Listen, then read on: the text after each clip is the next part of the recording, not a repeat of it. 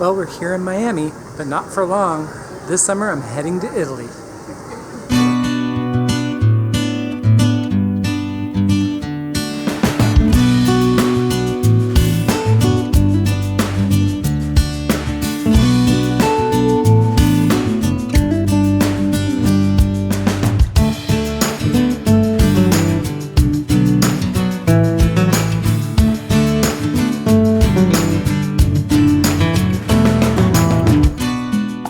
We officially landed in Italy and we're on our first walking tour.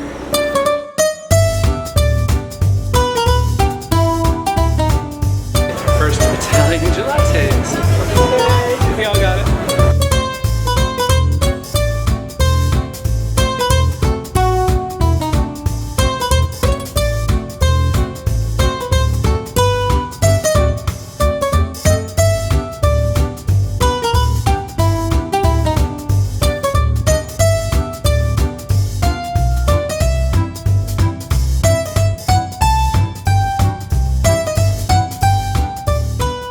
So we're here at the Pantheon, right over there. Let's go check it out.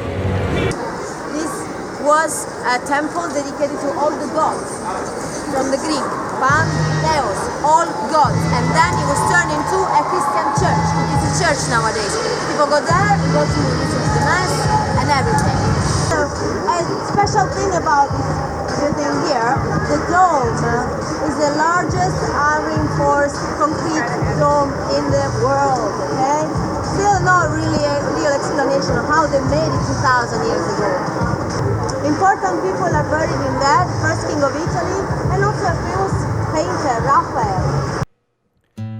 The Pantheon is a former Roman temple. It was completed around 126 AD, which means we were walking through a structure built 2,000 years ago. In the center of the dome, you can see the opening called the oculus, and of course the drain for rain is right below it.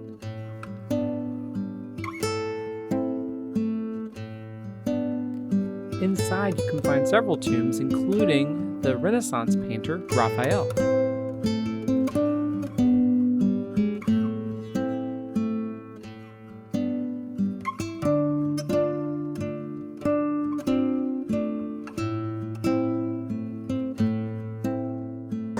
There's three famous fountains, but the most famous one is here, the Fountain of the Four Rivers.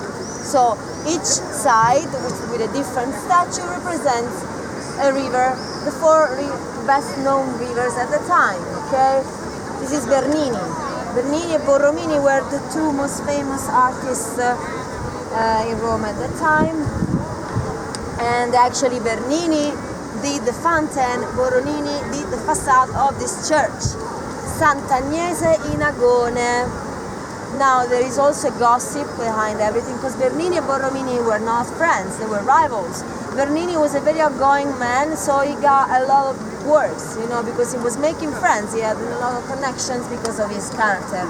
Borromini was a much shyer person, therefore didn't work as much. The gossip says that, see the statue on the right with their hand up?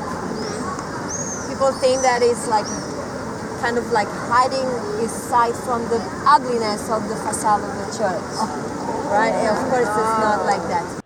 Between traveling all night and touring all day, we were tired, so it was time to go back to the hotel. But the next day would include one of the major sites in Rome. Welcome to our first full day here in Rome, and we're heading to the Colosseum. Officially known as the Palladian Amphitheater, the Colosseum was opened in AD 80 with 100 days of games. From gladiatorial combats and wild animal fights, the Colosseum was used for centuries. Eventually, time left it behind, and much of the valuable building materials were scavenged away. Standing inside the amphitheater, it's hard not to think of the gleaming white marble seats and crowds of Romans watching the spectacles play out. Next, we visited the Roman Forum. This area was first developed in the 7th century BC, and for a long time, was the social, political, and commercial hub of the Roman Empire.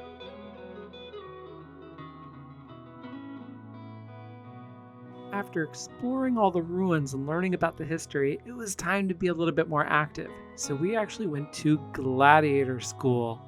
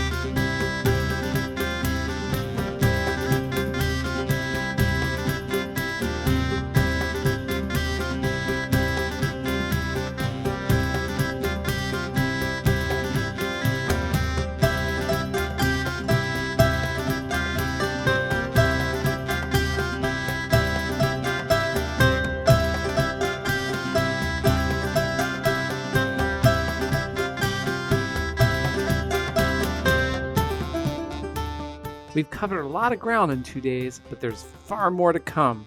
So keep exploring.